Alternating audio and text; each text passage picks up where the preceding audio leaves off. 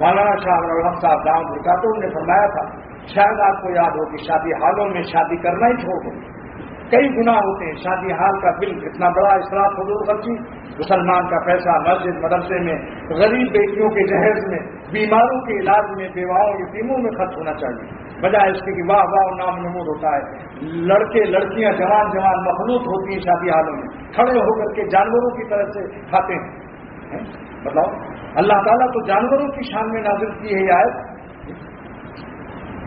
کہ یہ کھاتے ہیں کماتا کورونا نام، جس طرح جانور کھاتے ہیں۔ کافروں کے لیے جو آیت نازل ہوئی کہ آج مسلمان بھی کھڑے ہو کر جانور کی طرح کھا رہا۔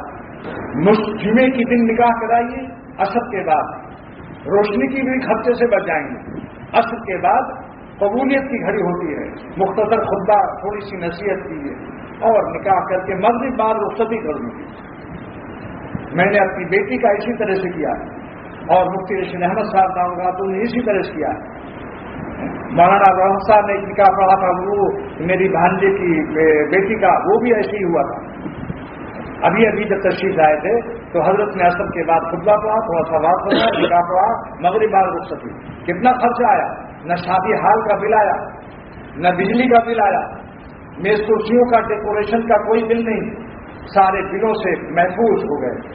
ایک پیاری چائے پیش کر دو اگر بہت زیادہ شرم آتی ہے، چلو سیوینر کی گھٹنے بھی کھلا دو، لیکن تمام لڑکی والا بھی کھلائے، حیرت ہے بھائی، بیٹا والا تو چلو دعوت ولیمہ کے نام سے کھلاتا ہے، مگر بیٹی والے جس کی بیٹی جا رہی وہ کس خوشی میں کھلائے، مگر رسم پڑی ہوئی ہے۔ بس مخلوق سے آج اتنا ڈر ہے جتنا خدا کا ڈر نہیں۔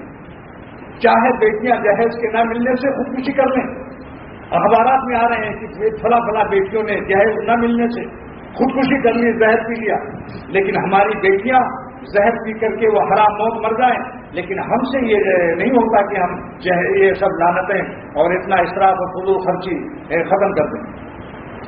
جس کو دیکھو بیٹے صاحب کہتے ہیں ایک کار لیں گے، ایک مکان بھی ہمیں ملنا چاہیے، امریکہ پڑھنے کے لیے خرچہ بھی لائیے، بیٹی سے کہہ رہے ہیں یہ کیا رشوت نہیں ہے؟ یہ حرام نہیں ہے؟ غیرت کی، بے غیرتی کی، بے حیائی کی انتہا نہیں ہے۔ بیٹا بیچا جا رہا ہوا، وہ اپنی بیٹی 15 سال 16 سال کی پال کر کے تمہیں حوالے کرے، ساتھ تمہیں کار بھی دے، امریکہ پڑھنے کے لیے خرچہ بھی دے اور تمہیں کوالیفائڈ بنائے، وہ ڈگری بھی دے، اور بعض مکان بھی وہاں پہ کہتے ہیں ٹیلی ویژن بھی لاؤ۔ کیا ہے یہ؟ رشوت ہے، حرام خوری ہے، بے غیرتی، بے حیائی ہے۔ یہی اسی کا نتیجہ یہ ہے کہ آج لڑکے بھی اور لڑکیوں سے محروم ہو رہے ہیں، 30 سال تک پڑھتے چلتے محروم، اور بیٹیاں بھی آج 30 سال کی ہو رہی ہیں، ان کو رشتے نہیں مل رہے۔ عذاب میں مبتلا ہے قوم اس وقت، امت مسلمہ فضول خرچیوں کی وجہ سے، شادی حالوں میرج حالوں کی نحوستوں سے آج یہ بالکل پریشان حال ہے، اور یہ تمام جو شرطیں لگائی جا رہی ہیں اس کی وجہ سے آج کیا حال ہے امت کو، کتنی پریشانی مجھ سے اور پوچھیے جو علماء دین ہیں، تو روزانہ دعاؤں کے لیے فون آ رہے ہیں، خط دیے جا رہے ہیں، صاحب بیٹی کا رشتہ نہیں ملا، رشتہ کیسے ملے گا؟ جو رشتے آتے ہیں اس میں وہی خرچہ، اتنا دو، لو دو، لینے دینے کی بات چلتی ہے، یہ ہے، یہ عذاب ہے۔